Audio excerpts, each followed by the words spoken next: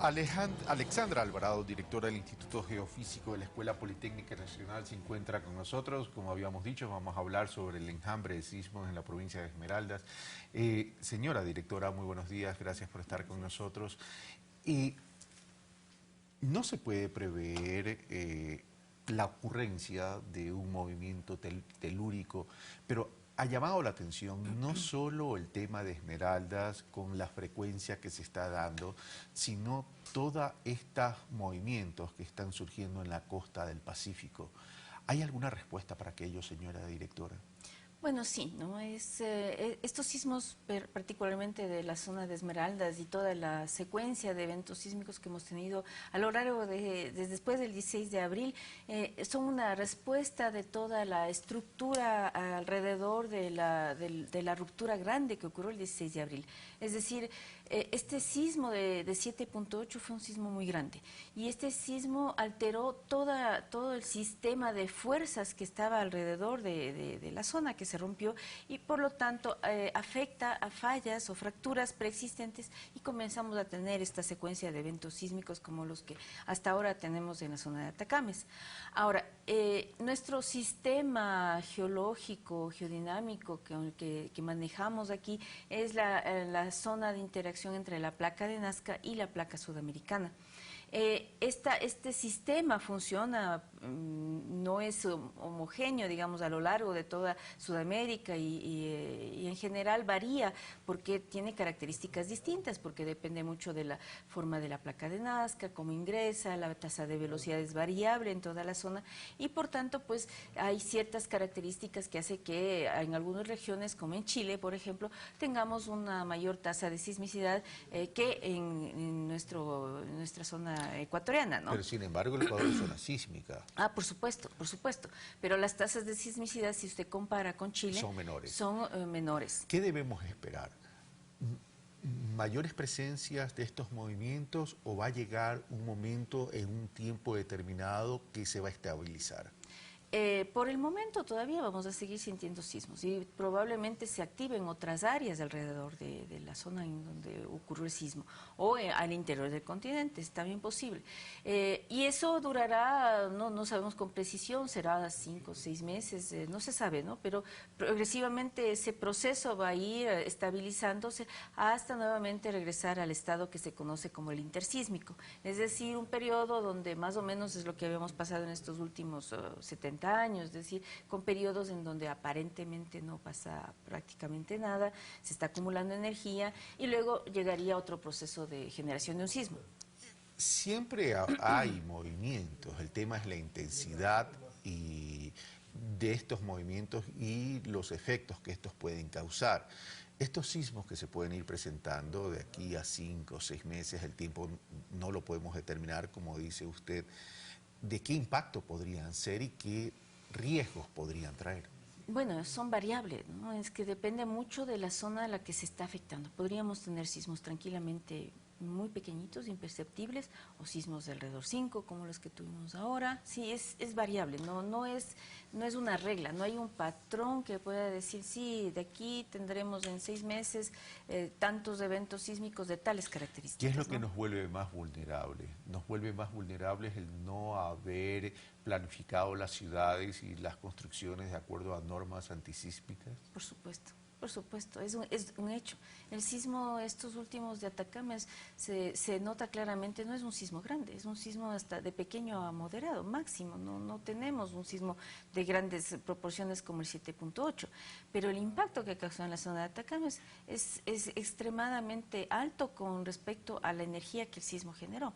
Entonces, es obvio que hay una gran componente de vulnerabilidad por la falta de seguir normas constructivas y usted cuando observa las casas que se fueron destruidas, es obvio que falta algo, ¿no? Que no ha cumplido con las condiciones que debía cumplir para una zona como la que tenemos. Hay una corresponsabilidad de los ciudadanos como una corresponsabilidad de los gobiernos autónomos descentralizados al no prever estas situaciones. Por supuesto, es una responsabilidad de todos. Es una responsabilidad de todos y por lo tanto debemos nosotros como ciudadanos pedir que esas cosas se cumplan.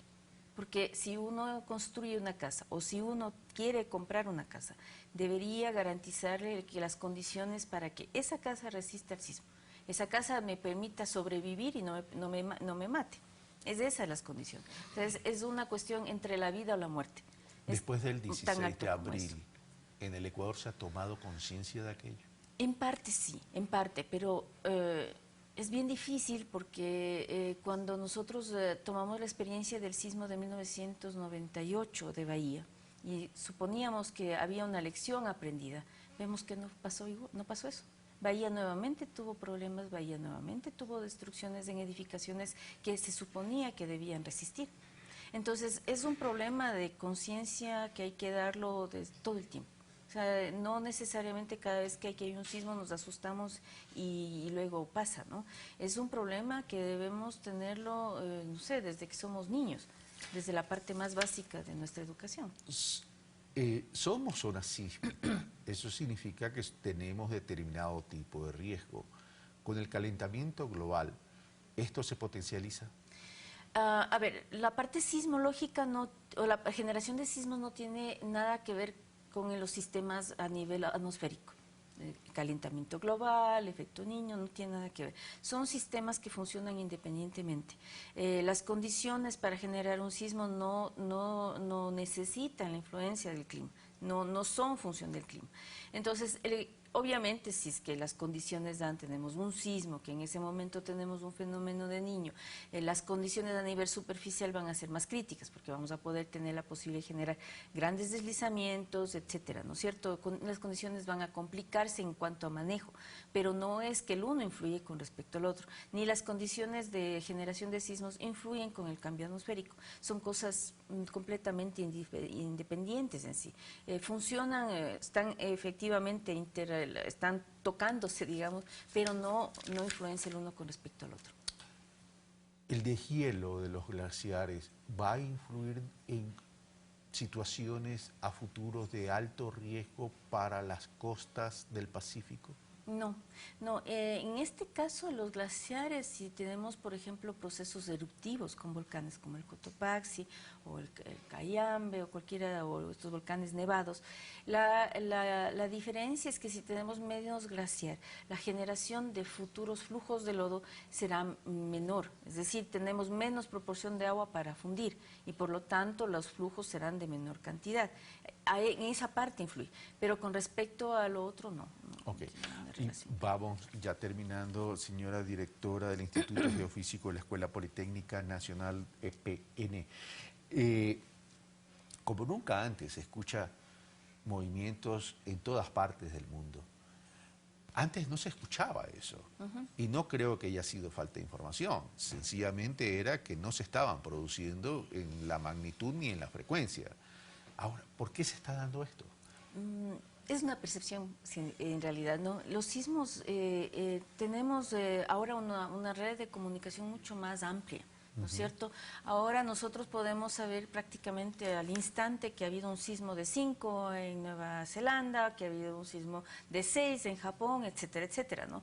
Pero si usted revisa la historia sísmica a nivel mundial, hemos tenido sismos sumamente grandes, importantísimos durante toda la historia y que las diferencias se dan por un lado por la comunicación tan importante que tenemos, por otro lado es que ahora ha habido más gente que vive en zonas de amenaza, en zonas en donde antes pasaba un terremoto y no pasaba nada, no se moría nadie, no se destruía nada porque no vivía nadie, pero ahora sí.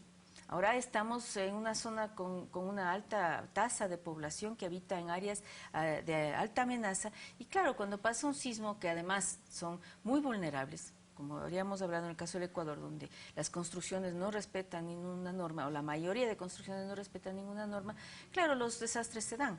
Y ocurre el problema de que, claro, nos alteramos por la presencia de estos eventos. Pero veamos la historia sísmica mundial, prácticamente está llena de eventos grandes y muy importantes, ¿no es cierto? En 1960 tenemos el sismo más grande registrado a nivel mundial, que fue en Valdivia. Y hubo destrozos en la ciudad de Valdivia, pero claro, la población de la época en 1960 no era como lo que tenemos ahora, ¿no es cierto? Tenemos miles de personas que viven ahí. Un sismo de una magnitud similar sería un desastre. O el sismo de Alaska también. que fueron sismos bien grandes. Pero ¿no? de acuerdo y siendo la línea de lo que está indicando, señora directora, ¿significaría o usted recomendaría entonces que no haya asentamientos en las zonas de mayores amenazas y riesgos? No, no es necesariamente eso. Lo que necesitamos es que nosotros podemos, ahora se puede construir donde sea, pero debe construir bajo ciertas normas. Ok. Considerando que si el suelo tiene estas características, debo hacer una construcción que cumpla o que permita que esas características del suelo no influyan sobre el edificio. O sea, no es una exclusión el tener una zona de amenaza. Desde su óptica, usted ha observado a partir del 16 de abril, donde tuvimos todos que poner las barbas en remojo, que ha habido una reacción habría una reacción positiva de los gobiernos autónomos descentralizados para corregir estas distorsiones que generan estos altos riesgos? En algunos sectores sí, sí. Lo importante es que ese proceso que inicia ahora dé continuidad. Es decir, que el próximo gobierno que se plante en este municipio tenga la misma condición, tenga el mismo criterio y mantenga el criterio de dar seguimiento a estos procesos. Entonces, no es que ahora ya por el terremoto estamos sufriendo porque ya pasó, ¿no es cierto? Pero viene el próximo alcalde y ya se olvidó. Y otra vez volvemos a cero, ¿no es cierto? Entonces, es importante que a nivel político también esto sea una conciencia, ¿no es cierto?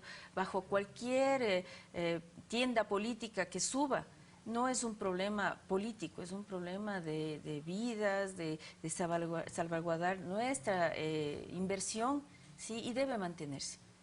La provincia de Esmeraldas ha sido una de las más afectadas y nuestra solidaridad con nuestros hermanos esmeraldeños. Este tipo de cosas, más aún en esta fecha, lamentablemente genera más problemas porque ahuyenta el turismo. Los turistas tienen que preocuparse, deberían dejar de ir, o usted recomienda que simplemente con las precauciones del caso vayan en estas fechas. Sí, es importante que vayan, ¿no es cierto? Porque ayudan también a la población. Y obviamente con precauciones, ¿no es cierto? Uno como turista debe también saber que a dónde va, que es en el caso de la zona costera, pues que ahora no pase nada, ¿no es cierto? Pero por mala suerte llegamos a la fecha del sismo que puede ocurrir, pero uno tiene la responsabilidad de saber qué debe hacer. Es decir, yo voy a una zona donde probablemente haya la posibilidad de un sismo y tengo que saber qué hacer. Es una responsabilidad nuestra como ciudadanos también.